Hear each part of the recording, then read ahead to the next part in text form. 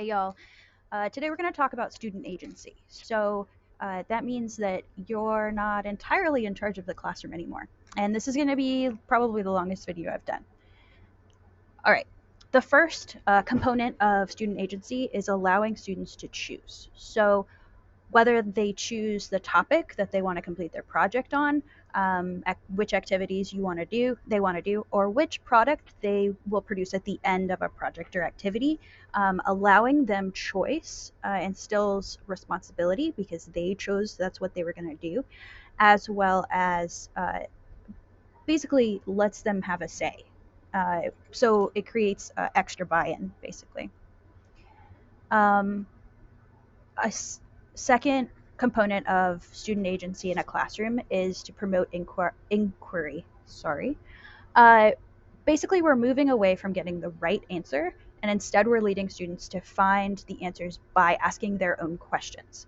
Um, Rather than answering their question when they come up to you, say, have you Google searched that?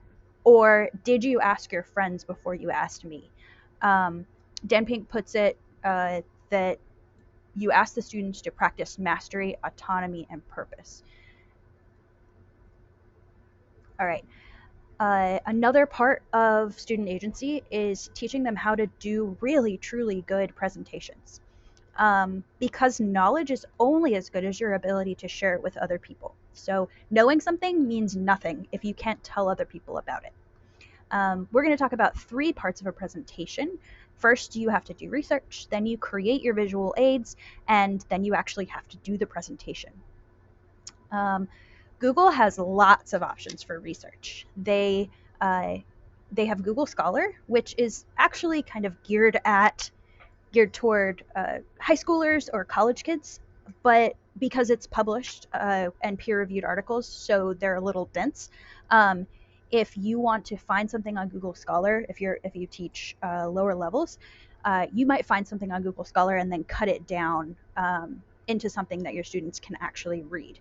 But it is a really good first source.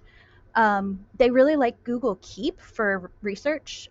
You can store your links, you can store citations, pictures. I always did this in Google Docs, but Google Keep works just as well. It's basically sticky notes. So if you organize your desk with sticky notes, Keep's for you. Google Forms allows students to collect their own data and to survey other students or just people in the community. Google Sheets, right? You export your data from Forms into Google Sheets and then you analyze it. It lets you create tables for your visual aids, graphs and charts, and then you would want to explain that as you do your presentation. Visual aids can include anything that a student brings in or creates that you look at while they are presenting. More often than not these days, those are slides. So Google Slides is our general like presentation creator. And the question that I actually asked my sixth graders yesterday was, do these slides assist the audience in comprehending the message that I want them to walk away with? So if I put something in there, does it advance my agenda, right?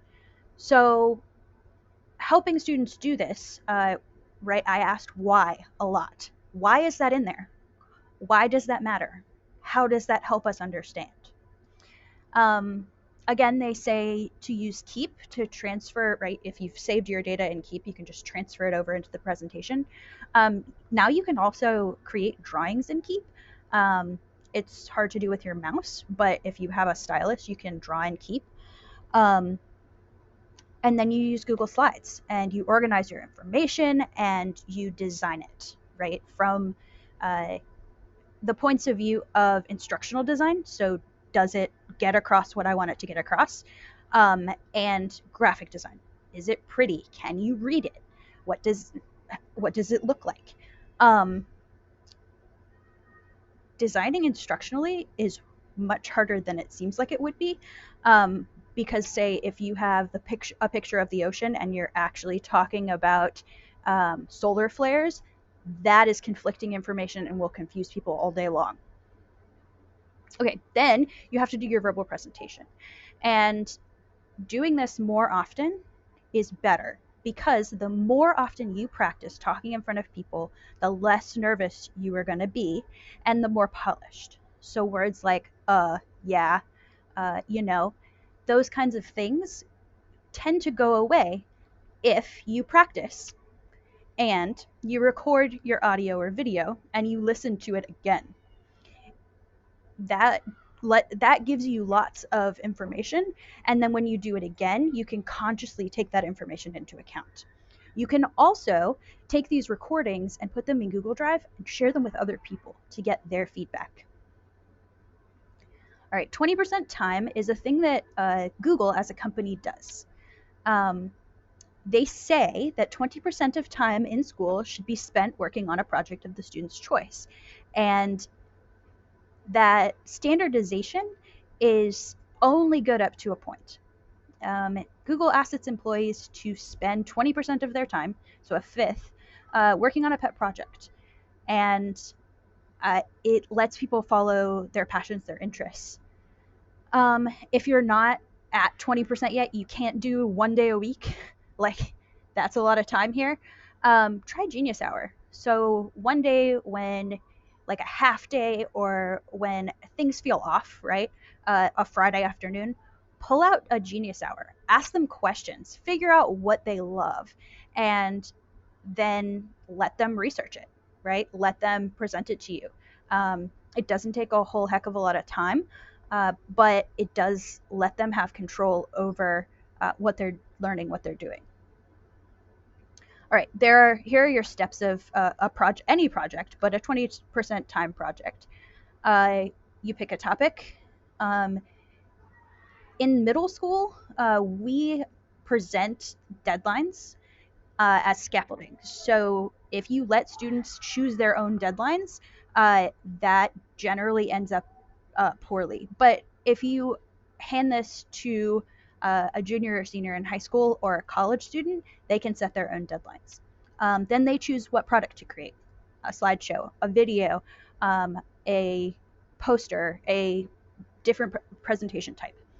And then encourage them to present this to the wider world, whether that be creating a website, a blog, publishing, like in a print magazine,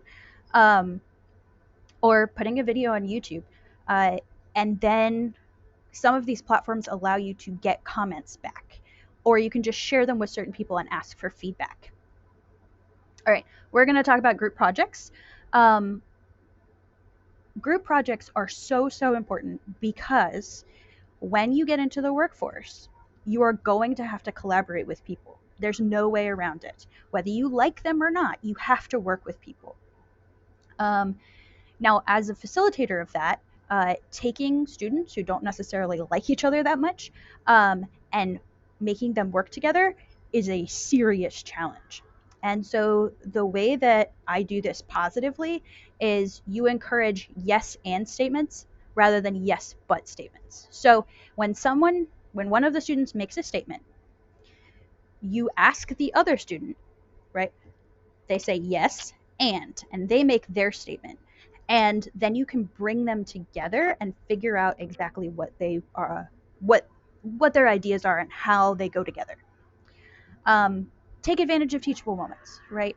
If the kids are talking about something that isn't on your lesson plan but is important and that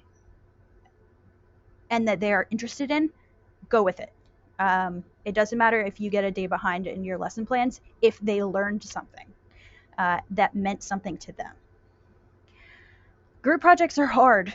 They're hard for adults, they're hard for kids, they're hard for everyone. So let students know that is the truth.